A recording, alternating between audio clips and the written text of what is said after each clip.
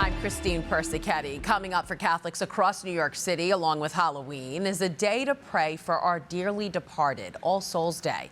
And what better way to remember our past than by going into the catacombs and seeing the historical figures buried beneath New York's first cathedral. Courtesy's Jessica Easthope reports from Lower Manhattan. Come on in here with me now. It's off the beaten path for New York City's tourists, and a stark contrast to the bright lights of Times Square. But the catacombs beneath the Basilica of St. Patrick's Old Cathedral in Lower Manhattan light the way toward a faith-filled history lesson you won't get anywhere else. The stories that intersected here are all the waves of immigrants that came through New York here, all the Catholics that immigrated here from the early 1800s. Tommy Wilkinson is the president of Tommy's New York, the company that gives tours of this place 8 times a day, 5 days a week. The families that are interred here and their influence on the shaping of not only Catholicism in New York, but New York history is remarkable. The catacombs are the final resting place of church leaders and some of Manhattan's elite from the 1800s. Names New Yorkers still here today. There are the Delmonicos, the family of restaurateurs. As people walk through the dimly lit rows of sealed tombs, a lot comes to light. We know all about Times Square, but this is very different. Yeah. All of our children go to Catholic school, so we thought it'd be quite an interesting place to learn more. It's also not the most touristy thing to do, so I'm very happy that we found this. It's a hidden gem. For Tommy, the catacombs have rekindled the flame of his own faith, but he says it's most rewarding when he sees the spark in someone else. I did have a guest that was so blown away that he became Catholic. And that's when you know you've done more than what you set out to do. The city around Old St. Pat's is ever changing. But if you visit the catacombs, you might come to find history repeats itself. In Manhattan, Jessica Easthope, Currents News. Want to see what lies beneath for yourself? Then book a tour with Tommy at takeawalk.com and click Catacombs by Candlelight. Developing tonight, 2 churches in the Diocese of Brooklyn have been vandalized. The first happened at St. Charles Borromeo Sunday night. The front door of the Brooklyn Heights Church was defaced with a swastika. It was removed Monday morning, and police are still searching for the suspect.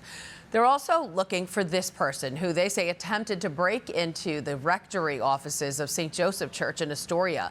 This is the 3rd time the church had a criminal incident within the past few months. The first happened in June when an emotionally disturbed man broke open the tabernacle and desecrated the Blessed Sacrament. That same man returned in July, acting erratically and disturbing the youth choir practice. Turning now to the big story out of the Vatican. The first global meeting for the Synod on Synodality has come to a close, and Pope Francis is keeping the delegates focused on Christ. Magari abbiamo avuto davvero tante belle idee per riformare la Chiesa, ma ricordiamo adorare Dio e amare I fratelli col suo amore. Questa è la grande e perenne riforma.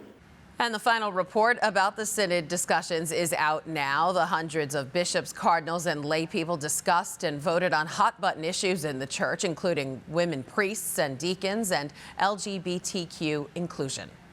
Here to further break down what the delegates discussed is Vatican expert and editor at Crux, John Allen. Hi, John.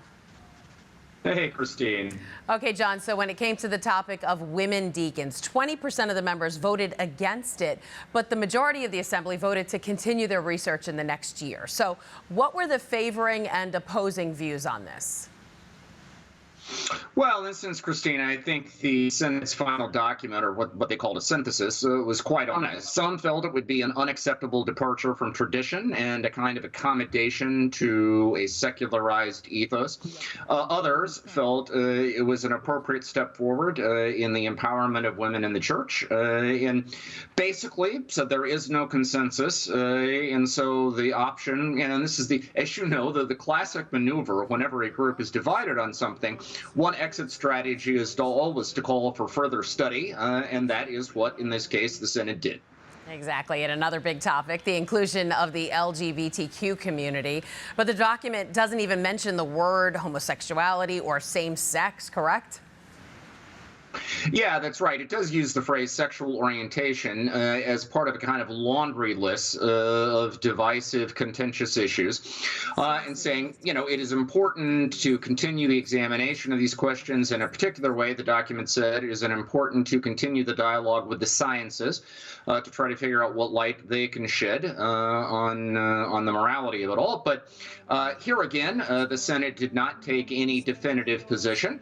As you may know, Christine, all the way along, participants in these official briefings that the Vatican organized were telling us, lower your expectations. We are not going to deliver concrete results. And at least in that sense, you have to say they were absolutely true to their word on virtually all of the questions. We came in wondering what they were going to do. What they did is say, let's continue the conversation. All right, and obviously this isn't the end of the Synod. There will be a second and final meeting next year. So how does this document help shape that meeting and the overall outcome of the Synod? Well, what this document does is give us an X-ray, I suppose, of where there is consensus, such as the need to evangelize and engage digital culture. Nobody seemed to dissent from that.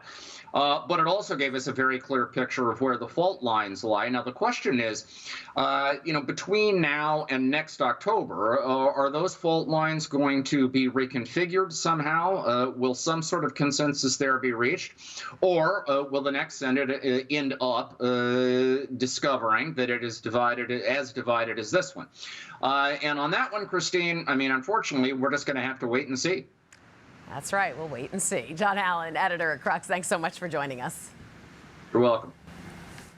Be sure to stay tuned to Currents News and the tablet for continuing Synod coverage. And finally tonight, some congratulations to our Currents News team. The New York Emmys were this weekend, and we were nominated. Our coverage for the funeral mass for Officer Jason Rivera was up for Best Evening Newscast.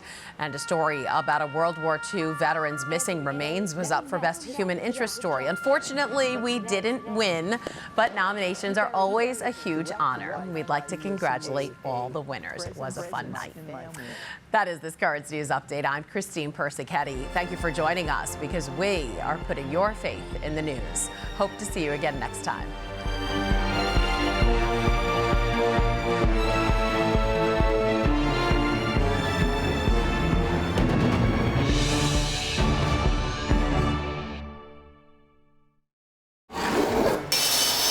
He's not a carpenter by trade, but he is the parishioner who fixes everything in this Brooklyn church. He has hands of gold, really. How Christian Kaufman makes up the pulse of the parish, Wednesday on Currents News.